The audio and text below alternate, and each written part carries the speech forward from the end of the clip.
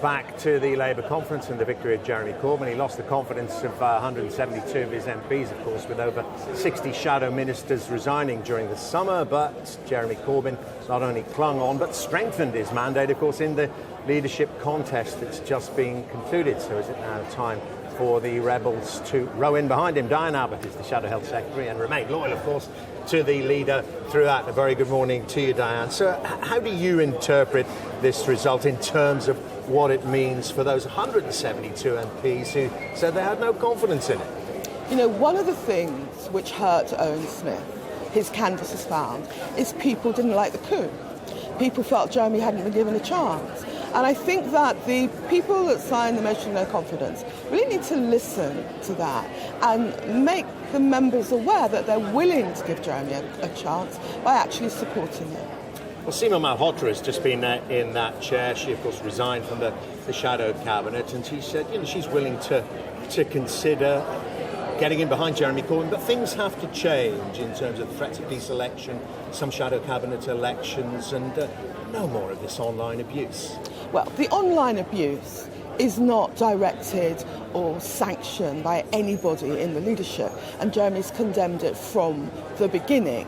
In terms of shadow cabinet elections, I'm not against them in principle, with a lot of discussions to be had about the wider democratic context. However, it seems that people will come back anyway, because that's what the party wants. The party wants the party in Westminster to unite and fight the Tories.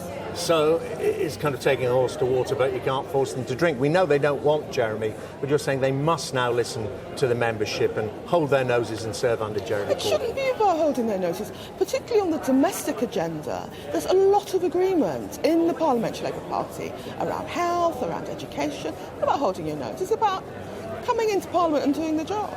But are you, in a way, as a loyal supporter of Jeremy Corbyn and friend indeed, are you in a way pleased that Owen Smith launched this campaign? It's entrenched Jeremy Corbyn, hasn't it? It's strengthened him. It's made Jeremy stronger, but of course we could have been doing so many more things this summer rather than being involved in the leadership campaign. We should have been attacking the Tories even more. So I'm glad it's over, and I hope that people listen to the party. The party could not be clearer. The party is saying, we want you all to unite behind the leader.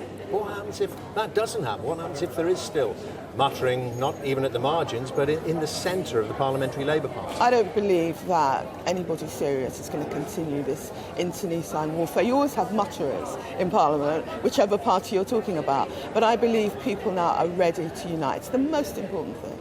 But it's this issue, as you say, of Jeremy Corbyn being strengthened by all this. It was always said about Stalin, wasn't it, that he had written the names of his enemies on the bullets that he was going to shoot them with. But Jeremy Corbyn says he's going to go the other way. An olive branch. So is it bullets or olive branch? It's olive branches all the way. Jeremy's not that type of person. Jeremy is prepared to forget the things that were said during the campaign. He wants to bring people together. And you have to remember, it's that leadership campaign and the unpleasantness that helped to solidify Jeremy's support. So what form does the olive branch take? What's he going to do?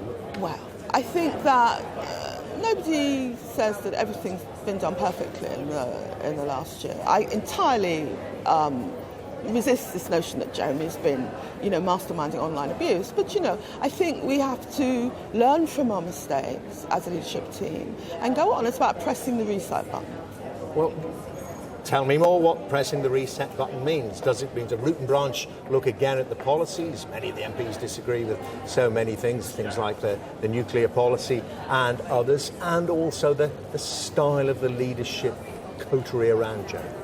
I would stress that on domestic policy, there's already a great deal of unity. And many of the most contentious issues, foreign policy issues like the bombing of Syria, are now, for better or worse, behind us. In terms of the way the Leader's Office operates, he's commissioned a guy called Bob Kerslake, who was a top civil servant, to look at the structure of the office, to make it more efficient. We have learned from this first year. We want to have an office which improves its operation, is more responsive. We're willing to listen to constructive criticism. But what do you think about that disconnect? You describe it yourself, with many of the activists and constituency members voting for Jeremy and their MPs not supporting him. Doesn't that inevitably lead to more discussion about deselection? No, really, most activists are really very forbearing.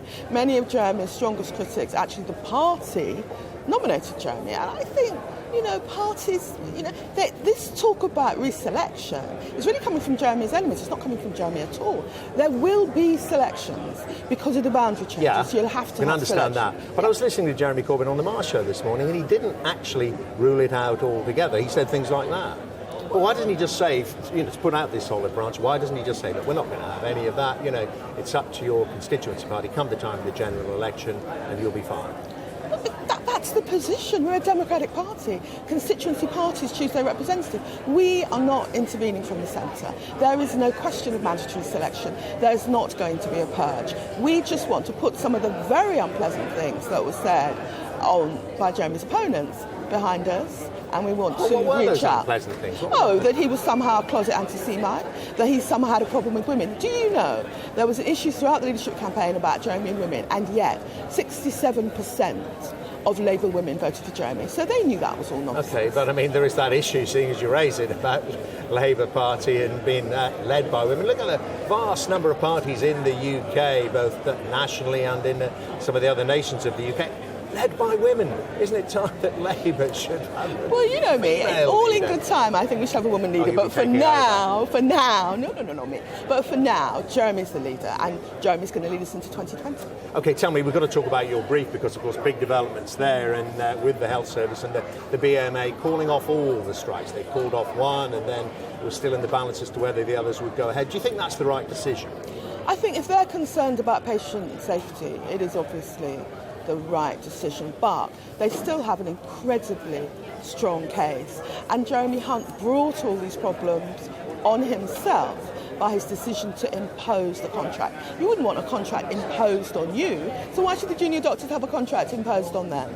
But this was an opportunity, wasn't it, as you describe, on, I think, the most important issue for the British public, for Labour to give a clear message as to what you thought. That period when, as they say, the BMA, the junior doctors, had called off one of the 5-day strikes, and it was still in consideration as to whether the others would go ahead. And you didn't stand up and say, well, do or don't do it. You've now gone. You've now gone ahead and said, "Okay, I'll support you, whatever you do." Why were you not saying to the BMA, "We think it's wrong"? It's not for political parties to tell trade unions how to conduct their dispute. What we've been very clear about is we support the junior doctors' cause when they say this government can scarcely fund a 5-day-a-week NHS. How is it going to fund a 7-day-a-week NHS? I've just come from a major Liverpool hospital. They're all in there working on a Sunday, and yet Jeremy Hunt was trying to claim the problem was doctors weren't willing to work. But there are more patients than doctors. The BMA have finally come to the assessment themselves that it might have damaged patients. Initially they said they wouldn't. Why didn't you say at the time, this will damage patients, don't do it, find another way? Only the doctors themselves can make that assessment, and they made that assessment because, as you know, for doctors, patient safety is the most important thing.